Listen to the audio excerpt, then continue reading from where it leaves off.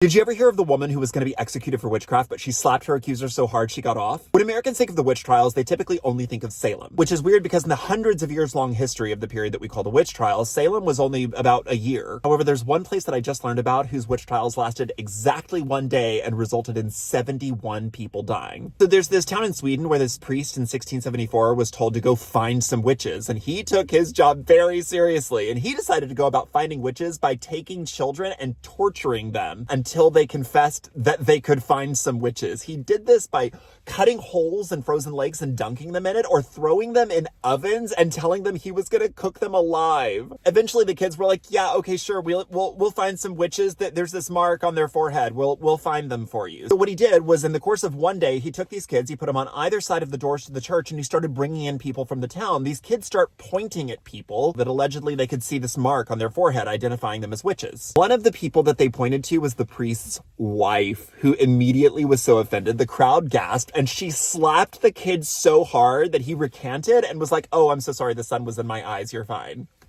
About 100 people were identified as witches, 71 of which were taken up the hill later that day to be beheaded, stripped, burned, and have their heads put on pikes. 71 people in one day. When the higher ups found out about it, the people that told the priest to go find the witches, they were like, hey, you weren't supposed to execute anybody. You were just supposed to, like, tell us if you had any witches. And he was like, whoops.